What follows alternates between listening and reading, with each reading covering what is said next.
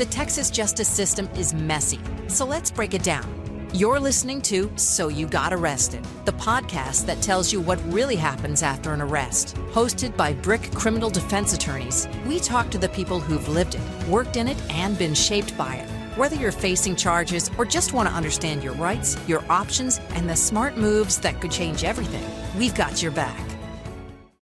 Welcome to So You Got Arrested. This is a BRIC criminal defense podcast. So we've been doing a series lately where we've been interviewing candidates for the district attorney's race and some of our local judges. We're very fortunate to have Meli Carrión Powers with us today. She's a candidate for Bexar County District Attorney. Welcome to the podcast, Meli. Thank you. Thank you. We have Jacob Lindberg, who's jumping in as our co-host today. Local BRIC. Local BRIC. Meli, tell us a little bit about yourself. Where are you from? Sure. So I was born and raised in Port Lavaca, Texas. You know where that is? It's near Corpus. Am I That's the wrong? Sandcrabs. No? How did you know that? It is the Sandcrabs. Port Lavaca, Texas, a teeny tiny little town. I don't think the population's changed that much. It's about 10,000 residents in a small town halfway between Corpus and Houston. Okay. So it's on the Gulf Coast. So most people that have heard of it, a lot of people haven't. I'm surprised you knew that. But if most people that have heard of it know about it because of fishing. Oh, okay. So like they go fishing off of, Port O'Connor or that area. So my parents were not from there. They came from the Corpus area, but my parents were educators. So they were teachers and then principals. Oh, yeah. So I was raised by principals.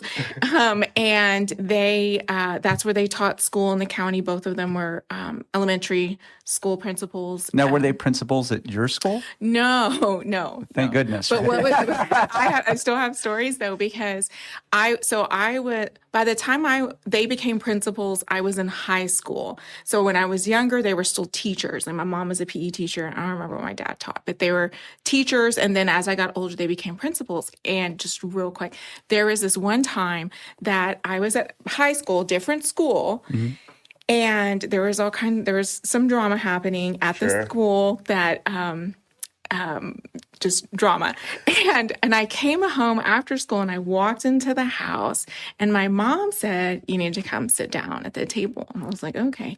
And it was an incident where I'm going to say I stood up for somebody who was being wronged. And so it sort of created. So you were an advocate back then. I was, and I remember it very clearly. But she came and she told me to sit down, and I sat down, and she said, she was like, "It's my understanding that this incident happened," and she explained it. And I was like, "How do you know this? How did she know when I hadn't even come home to tell her?" But the teachers all call each other, right? So she knew. She really, I didn't do anything wrong. I was on the side of right, but she wanted to know that I was okay.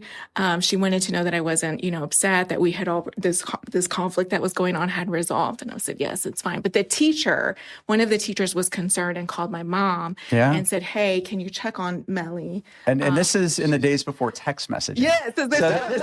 This teacher had to walk over to a phone.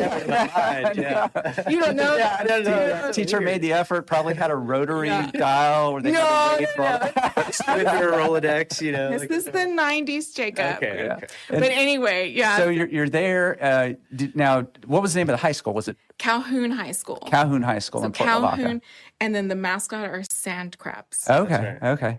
The only thing that I know about your high school experience, and I saw this on Facebook, was that you were a drum major. You were like the one led the band. Oh, yes, really? But people think sometimes a drum major is a drummer. Right. Like a percussionist, but it's not. The drum major is the leader of the band that does the conducting on the marching field. Wow. So the one that walks in with a funny hat, usually we didn't have hats though, and walks in and then leads and then goes and stands up on the podium. Yeah, on the podium. Oh, okay. Yeah. Kind of yes, that's all. Gotcha. Yeah. And if you go to a cool school, it's the one that dances with the we didn't dance. Good band music. Yeah. It's the best. Yeah. No, it was. It was a lot of fun. Yeah. It was a lot of fun. Yeah, I went to high school in Corpus Christi. I went to Flower Bluff for a couple of years. And so we played the Sandcrabs, luckily won every time. But also, everybody won every time. Soccer. No, we beat them in soccer. It was the best. It was very competitive. Anyways, and we also fished with my grandfather out that way. So it's it's familiar enough. So this was Jacob's chance to brag that his soccer soccer team was really good. Thing. That's sure. Yeah, it was. Yeah. It was a long time ago, but that's where I grew up. And then I my parents stayed for a bit. My sister's older. So when I went to college, I stayed at the local, well, it's in the next town over in Victoria. I stayed there for a couple years and did just my basic stuff there. Mm-hmm. There's a story behind that, but I won't get into it. And then after 2 years at it's a junior college, if you will, I went to UT Austin. Okay. It's huge. So I went from small to huge. That's a big change. Yeah, it was big. Yeah. And then at UT Austin, as part of, I was a major in political science or government. And one of the classes that I took was campaign. I forget the title of it, but it was you work for a campaign. So I worked at the time, so before your time, Jacob, I worked for, the campaign was Lieutenant Governor when Mr. Sharp, oh my gosh, John Sharp ran against Rick Perry at the time for Lieutenant Governor. So this was 1998 or somewhere. Rick Perry sounds familiar. Rick Perry. Well, Rick Perry later. Rick Perry. What do you mean? Yeah, he was on Dancing with Stars. He was. Yep, you're joking, right? He was the governor of Texas. Right? Anyway. Yes, I understand. Okay. So John Sharp lost. We lost, right? He's a Democrat. Jacob making me feel old. I know. Awesome. Same, me too. But yeah, so then I got school credit for working on that campaign, and I was in the finance fundraising department. Cool. So that kind of stuck a bit. So that's why I went to law school. Okay. Was one. So you got interested in like public service, public interest, that kind of thing. And everybody around that, the senators and people that are working for the ledge, I was just kind of like, okay, well, all of them are lawyers, so that sort of got that ball rolling, and then, some among other things. But then I went to St. Mary, came here for St. Mary's. Okay. So I went from Austin and then came here. My sister was living here at the time. She was going to get her master's. Mm-hmm. So I came here. And so when you started law school, did you know that you would have an interest in like criminal law, or is that what you went to law school for? It sounds like maybe you went to law school to do more on the government side of things. Or I fully when I started law school, I fully intended, I think my mindset was I was going to serve in some sort of public office capacity.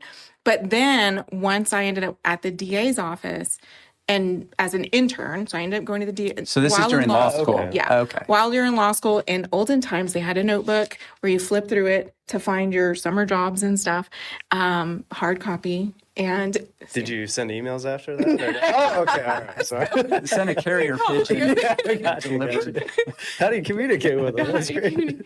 It's just messy with you. So so I see this ad, or for an internship, and you were supposed to be a second year student, but for whatever reason they let me interview anyway. It was at the very end of my first year, and they hired me as an intern. So was an intern so I would have been a felony intern for the criminal trial division, right? Okay. So they have a bunch of interns still. Yeah. I actually had a couple of friends that were interns in the family violence division, but I wasn't super familiar with it because I was in the criminal trial division. Who was the district attorney at that time? Susan Reed. Okay.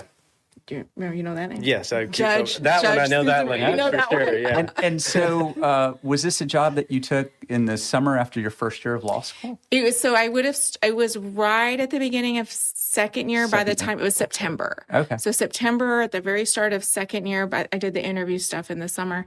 So second year in September is when I started working there. And then I just stayed. Yeah, I'm taking it. You had a positive experience while you were there. I did. I learned a lot. It was very, I learned a lot. And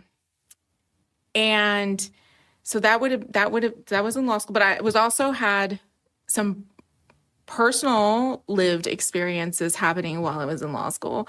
And so putting that together with where I was already working, then it just sort of catapulted like, okay, this is where I'm going to stay. This is what I want to do. This is what I'm going to do. So by the time you finished law school, you knew, hey, I want to go be a prosecutor. Yes. But after we were done, there were several of us in our classes together.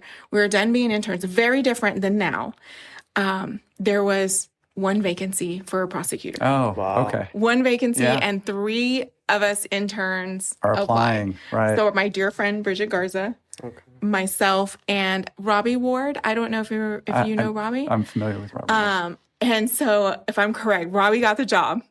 And so we were like, okay, what do we do now? No openings. No, it was just one opening. And Robbie, deserved. Robbie's a strong lawyer. She got the job. And so I actually started looking in surrounding counties, and I actually had applied and was offered a position in Comal. And so it was like the first day. I remember very clearly. I was driving to Comal County, and I got a call from the I don't remember what her name was at the time, the administrative attorney, who then called from Bexar County, who then called and said, hey, now we have another opening. Wow. But I was about to take this job in Comal County. Right. So I was like, what do I do? So I called my dad. I'm like, what do I do? And he said, you go and explain. You go and explain to them, and you ask for some grace. Of course. I did. And to my recollection, everybody was very graceful about all of it. And I came baame and I started working. Well, you already knew everybody at the Bexar County DA's office. I lived here too. Right. I was home. I don't remember who exactly I met with, but I do remember it not being, it was a very gracious moment on their part too. So then I came back. And then I started working in the misdemeanor world. So when you started, you started as a misdemeanor prosecutor. What kind of cases were you doing? Mostly DWI. And in olden times, Jacob, there were, most of our cases were on VHS tapes. Right.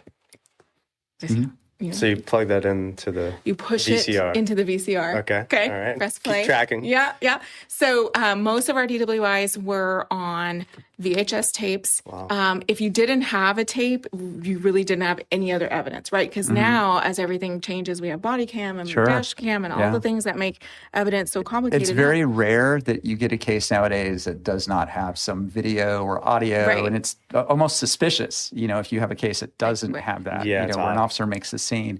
But it did used to be the case. I remember back in the day, DWIs, we wouldn't have video. I practiced a lot in these rural jurisdictions.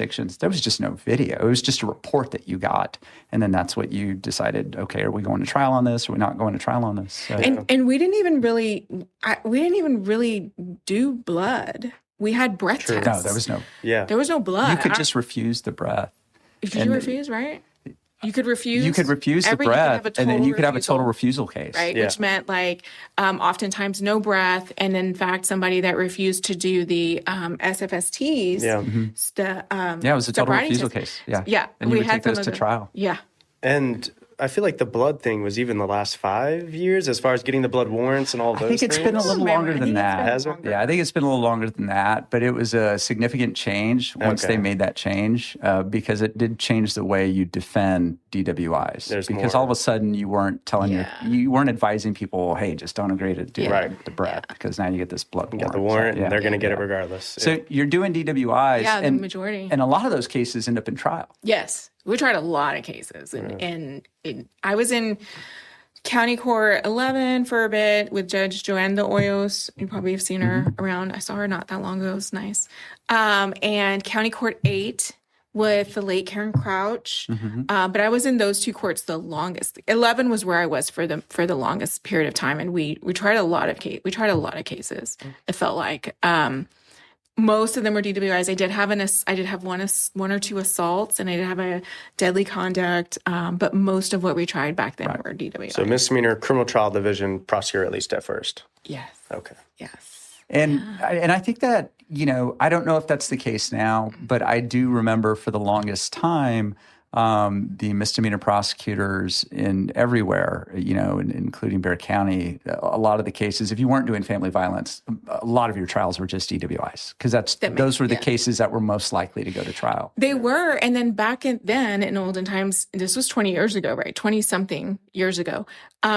It was the community focus, the DWIs, drunk driving, the danger that this posed to our community was like the focus of the work that we did. Well, you had these advocacy groups. I don't know if they're still active, but it was like Mothers Against Drunk Driving. I mean, it was a very big thing, which is why we have the changes in the law that, that we do for DWI. Yeah. So I feel like it's shifted a little bit, but that might be just because of the work that I do now. But I feel that so much focus now is on violent crime and domestic violence and family violence.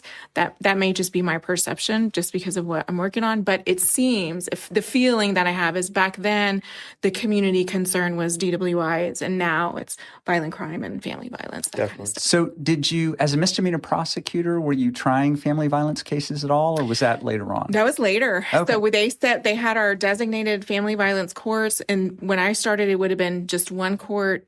I think it was 7, and then they later added County Court 13. That was sometime later, and then of course we didn't get our impact courts until recently. Oh, okay. So at what point did you move from a misdemeanor prosecutor to being a felony prosecutor?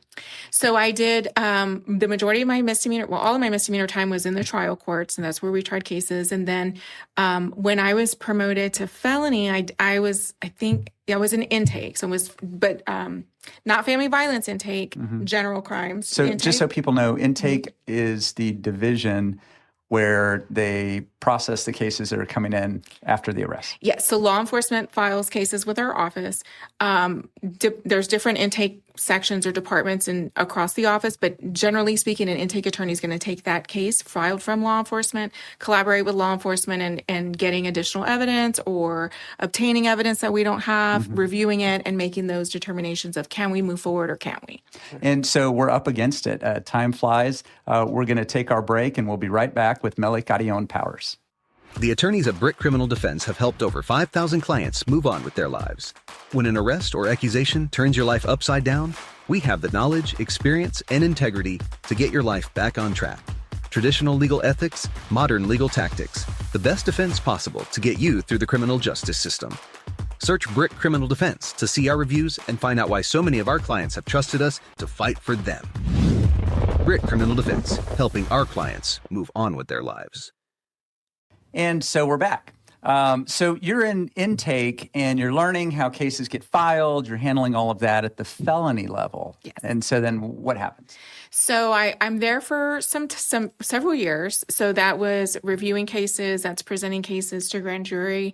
In 2000, I'd say around 2007, I was promoted. So they have third chair. You're a misdemeanor prosecutor, you get promoted to third chair, and then second, and then first. So when I spent the majority of my time as a third chair in intake, when I got promoted to second chair, that's when I moved over to family violence. And just so people know, terms like third chair and second chair, we use those, but it is almost exactly what it sounds like. So in the courtroom, the first chair prosecutor is the main one that's handling the case.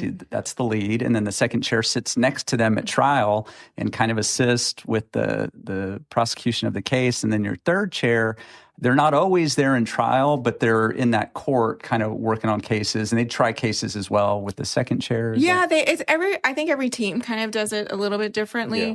The goal nowadays, since our teams tend to be a bit less experienced, but the goal is to try to have, at least for us, is to try to get trial experience, everybody to get trial experience where they can. Everybody, in my opinion, should have intake experience too. You become more well-rounded when you are able to do all of those things. And as an intake prosecutor, I mean, you're working with law enforcement. You're kind of making decisions on, hey, does this case need more evidence? Does it need more investigation? Right. Is this up to our standards for something that we want to prosecute? Right.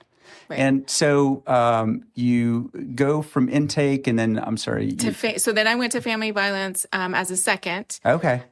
I was promoted, and I went into the unit. I was assigned to the 399th District Court. So at the time was Judge Juanita Vasquez Garner. So I was there for quite a bit. And then later I moved on to another court, to the 437th, which at the time was Judge Lori Valenzuela. So when I was in family, and it has changed it's grown so much over the years. So many, many years before, family violence used to be one family violence prosecutor per court. They did their own trials. They did their own any courtroom matters, they did their own. They did their own intake.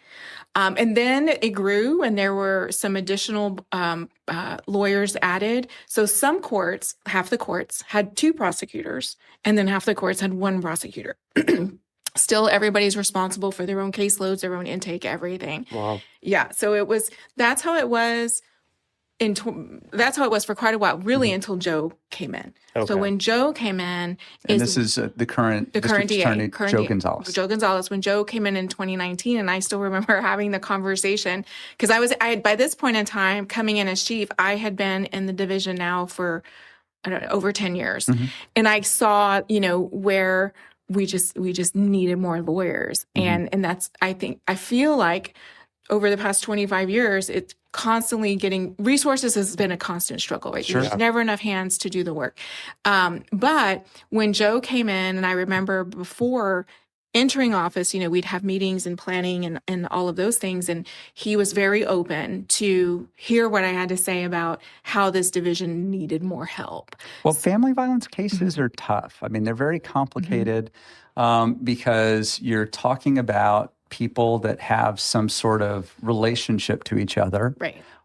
Whether it's a dating relationship, whether they're married, or at a minimum they reside in the same household, and so those can be complicated cases, right? Because you have an accuser who is in a relationship or residing with the accused, and that creates its own set of dynamics. Right. I mean, right. I tell people, they're families, right? Family violence is your cases revolve around families, family dynamics, family units. And, and Jacob's been there, but I feel like I say quite a bit, that we need to remember when we have a case, it's real easy to have the physical case file on our desk and see a snapshot of what happened in a family that got them here. But we sometimes, and I try not to forget, that there's a big picture. There's a big picture. There's dynamics. There's children. There's finances. There's, these are individuals that many, many times have a family unit that is going to remain intact even after this after the case. That's right. It's different from like a theft case where, like, if somebody steals something from Walmart and you have the manager of the Walmart who's coming in and willing to testify and willing to pursue that.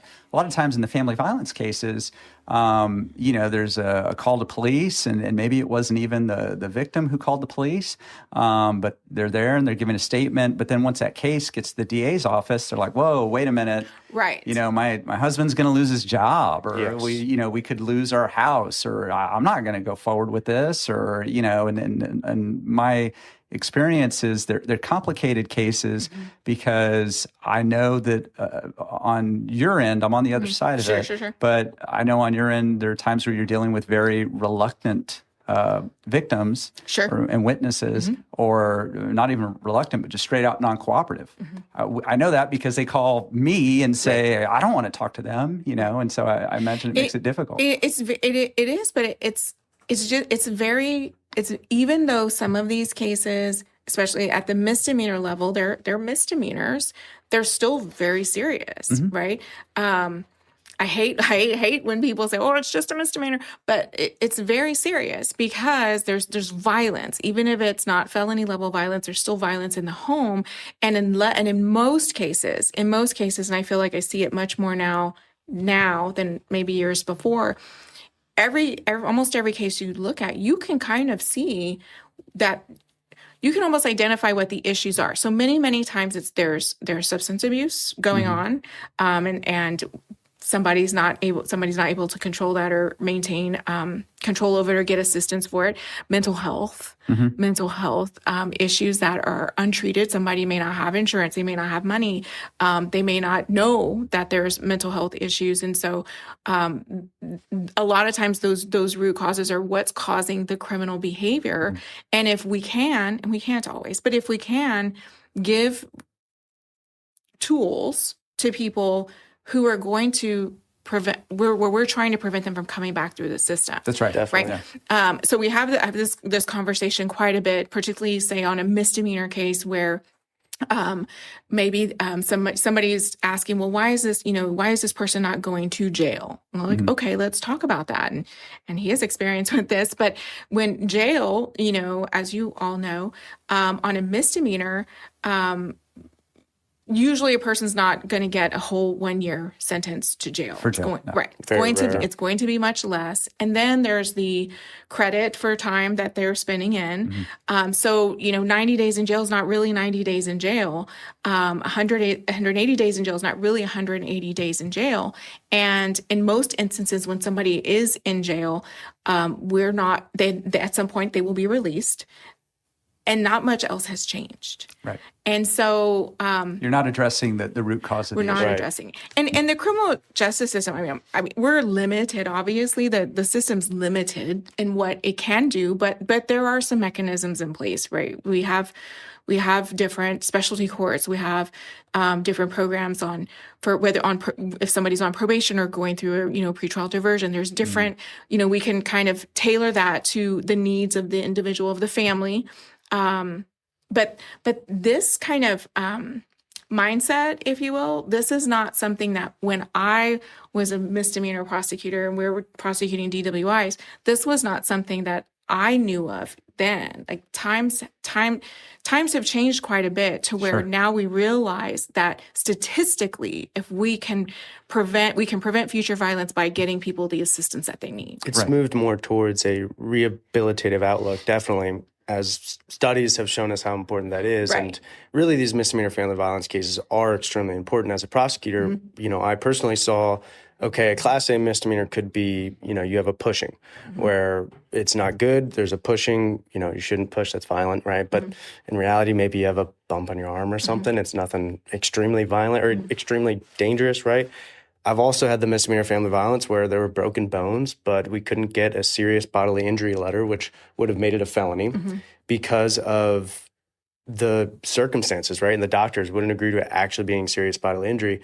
And even in those situations where there's broken bones and bruises all over the body, jail time still isn't necessarily a realistic option. You can offer it, it's a part of it, but still that misdemeanor level takes that away. And so when we talk about how serious these cases are, that's why. And there's, with these misdemeanor family violence consequences now, as defense attorneys and as prosecutors, there's a lot of collateral consequences for them, the affirmative finding of family violence, and of course, so a collateral consequence just means in addition to the punishment that is provided by the judge or by the jury, there's other consequences to it. Like for family violence, a collateral consequence upon conviction or probation is that you cannot own or possess a firearm for 5 years.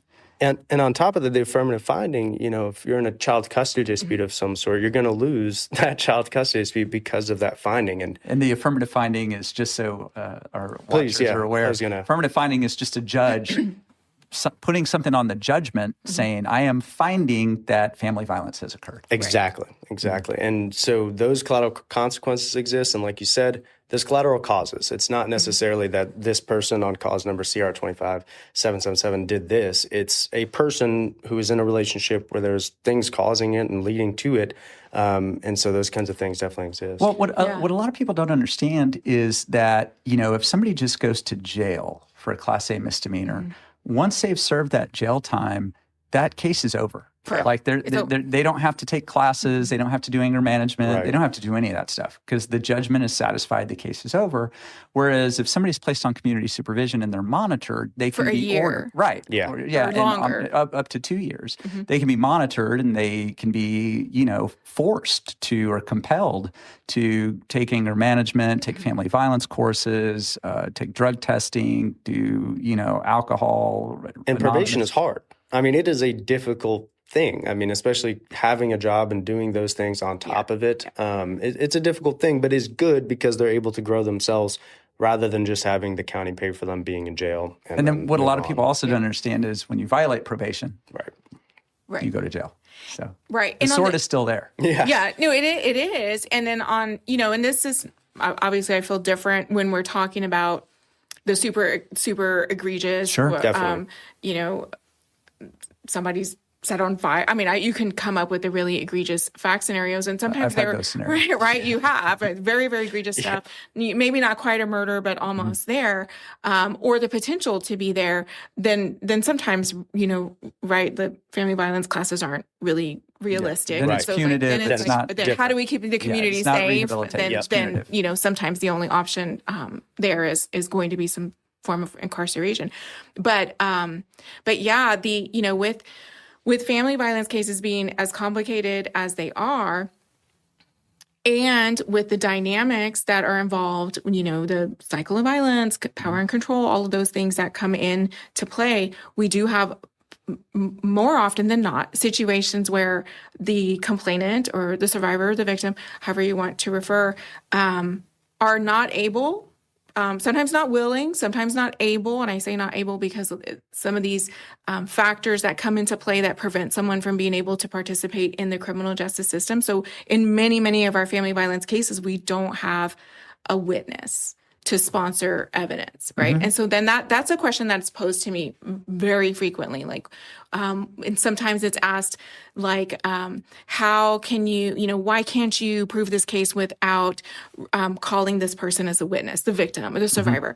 I'm like, okay, well, sometimes we can, right? Sometimes we can. Sometimes if the evidence allows us to, if the evidence is admissible, following all the rules that we have to follow now, sometimes we can, and we do, but it's much more challenging to do so when you don't have that witness to sponsor. It is difficult because, I mean, and we get it on our side too, where people say, well, why couldn't I put this evidence on? Well, because the rules of evidence generally require that you have firsthand knowledge of whatever it is that you're trying to get in. There's all these other requirements for other different types of evidence, and you need, that specific witness or person available in order to do it. And if that person does not want to testify, is not willing to testify, then it becomes difficult to get that type of evidence in, and that may be the evidence that's necessary for some type of conviction or acquittal. Right. You have to be able to, as a prosecutor, I have to be able to prove every element I'm required to prove, but do it without the witness. So usually that's going to be where I'm only relying maybe on a police officer, but then identity. A police officer who arrives after the fact. Who may not know exactly what happened or how it happened, which I have to show. Who may not have ever met the offender, which now, without a witness to come and testify, then I don't have an identification. So all of those limitations come into play. Now they come into play. In olden times, the rules were a little bit different, and so I remember when all the laws started changing, how it did have an impact on family violence cases. But before Crawford, I'm talking pre-Crawford, and all of that, things were a lot different. And Crawford, that's just a Supreme Court case that stands for the idea that you have the right to confront your accuser, and if the victim does not testify, you can't just put on her statement. The statements, right. They don't, and a lot of people don't understand that. That you can't just play a video of what this person told the officer. It doesn't work that way. But once again, our segment flew by. So what I'd like to do is carry this conversation over to our next episode, if that's okay with you. It is. Okay. So this is So You Got Arrested with Brick Criminal Defense with Meli Carrión Powers, Jacob Lindberg, and Steve Barrera. Thank you so much. Thanks for listening to So You Got Arrested. If you found this podcast helpful, share it with someone who needs to hear it. For more legal insights and real talk from the front lines of the Texas justice system, follow us and subscribe. And remember, Brick Criminal Defense has your back. For more information, visit us at brckdefense.com.